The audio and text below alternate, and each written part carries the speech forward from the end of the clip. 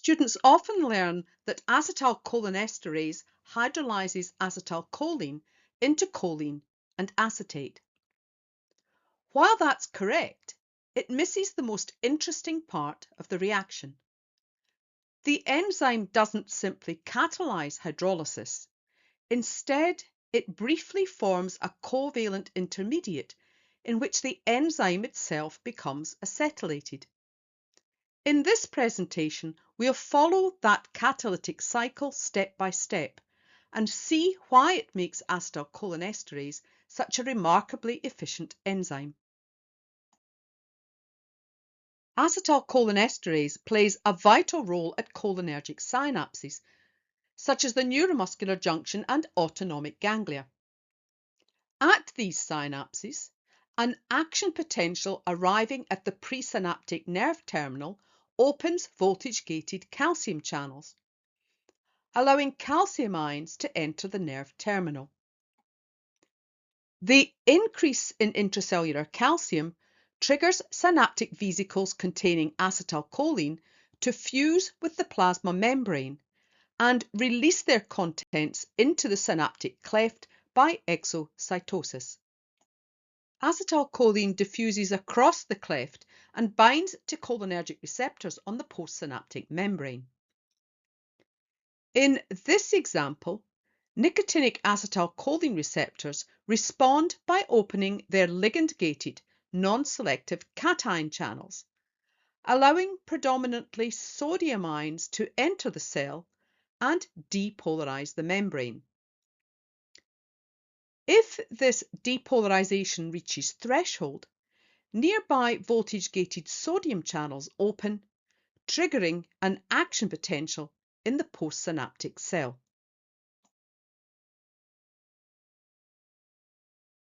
Neurotransmitters such as acetylcholine must act only briefly. This is achieved largely by the exceptionally high concentration of acetylcholinesterase anchored within the basal lamina of the synaptic cleft. As acetylcholine molecules diffuse to the enzyme, they are rapidly hydrolyzed into choline and acetate. Acetylcholinesterase is so efficient that its catalytic activity is limited largely by how quickly acetylcholine molecules can diffuse into its active site. Acetylcholine continuously binds to and dissociates from its receptors. Once it dissociates, it rapidly encounters acetylcholinesterase and is hydrolyzed. As a result, acetylcholine is removed from the synaptic cleft within milliseconds, terminating its action and allowing the synapse to recover rapidly, ready to respond to the next nerve impulse. Before looking at the catalytic mechanism, it's helpful to consider how acetylcholinesterase is organized at the synapse. The first three-dimensional structure of acetylcholinesterase was determined by Sussman and colleagues in the early 1990s and revealed a compact globular enzyme approximately 6 nanometers in length. Acetylcholinesterase exists in several molecular forms, including monomers and dimers. Tetramers may also be formed from pairs of dimers, although each subunit contains its own active site and hydrolyzes acetylcholine independently. These higher-order assemblies are therefore not required for catalytic activity, but instead contribute to the localization and organization of the enzyme. At the neuromuscular junction, the predominant form is the asymmetric A12 molecule, in which 12 catalytic subunits, organized as 3 tetramers, are attached to a collagen-like tail. This tail anchors the enzyme securely within the basal lamina of the synaptic cleft. This arrangement has an important functional consequence. Rather than diffusing away from the site of neurotransmitter release, acetylcholinesterase is concentrated exactly where acetylcholine is released and where receptors are located. As acetylcholine molecules diffuse away from the receptors, they encounter a dense array of enzyme molecules and are rapidly hydrolyzed. This strategic localization is one of the reasons neurotransmission at the neuromuscular junction can be terminated with such speed and precision. Now we can look at how the enzyme structure allows it to hydrolyze acetylcholine with such remarkable efficiency. Although acetylcholinesterase is a relatively small protein, its active site is not located on the enzyme surface.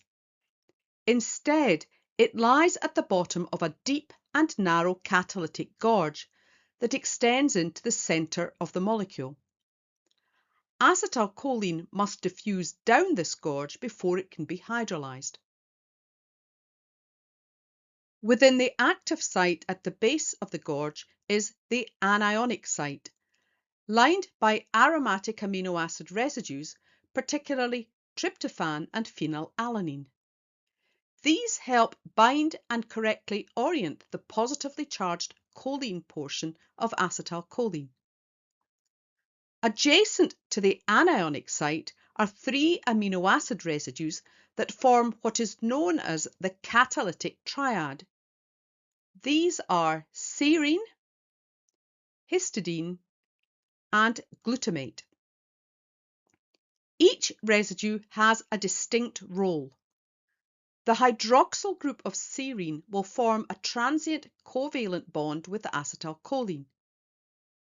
Histidine acts as a proton shuffle during the reaction, while glutamate helps position and stabilize histidine so that catalysis can proceed efficiently. Together, these three residues convert the relatively unreactive serine hydroxyl into a highly effective nucleophile capable of attacking the acetyl group of acetylcholine. But how does this chemistry actually take place? To answer that, we need to follow acetylcholine into the active site and examine each step of the catalytic mechanism. As acetylcholine enters the catalytic gorge, its positively charged choline group interacts with the anionic site. Although this region is traditionally called the anionic site, it does not contain negatively charged amino acids. Instead, it is lined by aromatic amino acids whose electron-rich pi clouds attract the positively charged quaternary ammonium group of acetylcholine. This interaction, known as a cation-pi interaction, holds acetylcholine in the correct orientation, positioning its acetyl group adjacent to the catalytic serine where hydrolysis can begin. Although glutamate does not interact directly with acetylcholine, it plays an essential role within the catalytic triad. By forming a hydrogen bond with histidine, it stabilizes the histidine residue and enhances its ability to accept a proton. This is where the proton shuffle begins. Histidine now removes the proton from the hydroxyl group of serine. As a result, the serine oxygen becomes negatively charged, making it a much stronger nucleophile. The activated serine oxygen attacks the carbonyl carbon of the acetyl group.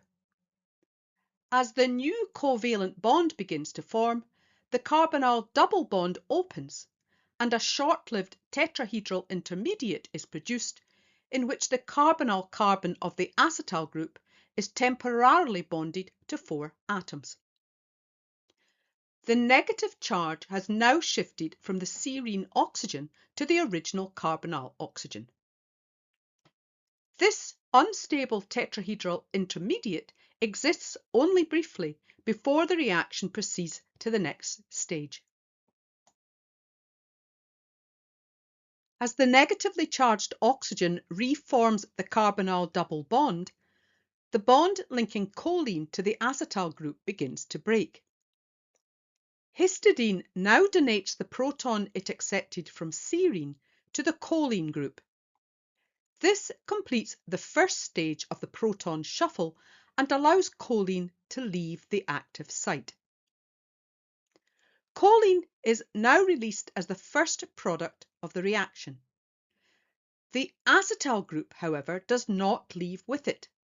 Instead, it remains covalently attached to the oxygen atom of the catalytic serine.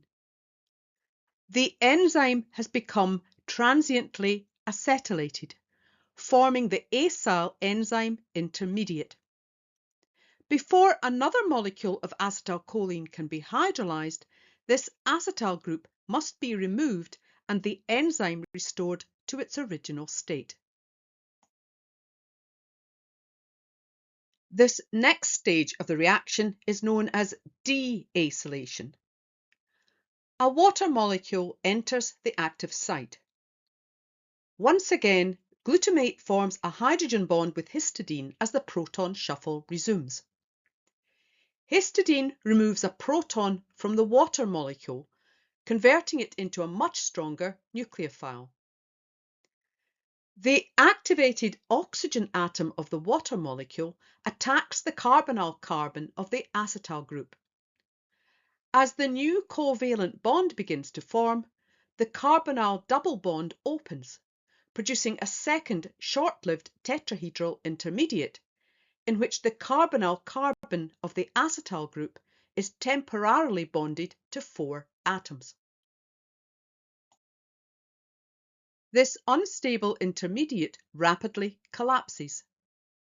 The carbonyl double bond reforms, breaking the bond between the acetyl group and the serine oxygen. Histidine then returns the proton it accepted from water to the serine oxygen, regenerating the hydroxyl group of serine. Acetate is released as the second product of the reaction. The catalytic triad has now returned to its original state, allowing acetylcholinesterase to bind and hydrolyze another molecule of acetylcholine. The complete catalytic cycle takes only a fraction of a millisecond and can be repeated thousands of times every second. Let's finish by putting the whole process together. When an action potential reaches a cholinergic nerve terminal, acetylcholine is released into the synaptic cleft, where it binds to receptors on the postsynaptic cell and initiates a physiological response. To ensure that this response is brief and precisely controlled, acetylcholinesterase rapidly hydrolyzes acetylcholine, terminating the signal and allowing the synapse to respond to the next nerve impulse. As we've seen, this is not a single hydrolytic reaction. Acetylcholinesterase first binds and precisely positions acetylcholine within its active site.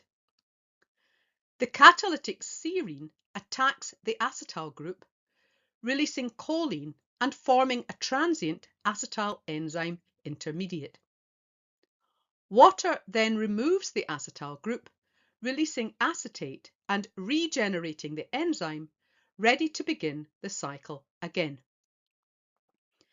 This elegant two-stage mechanism explains why acetylcholinesterase is one of the most catalytically efficient enzymes known, capable of hydrolyzing thousands of molecules of acetylcholine every second. Throughout this mechanism, we've encountered several types of molecular interactions that help bind and orient acetylcholine within the active site. If you'd like to understand these intermolecular forces in more detail, take a look at my companion video on the forces involved in drug binding. Thank you for watching. In the next video, we'll see how anticholinesterase drugs interrupt this catalytic cycle and why that has such profound effects on cholinergic transmission.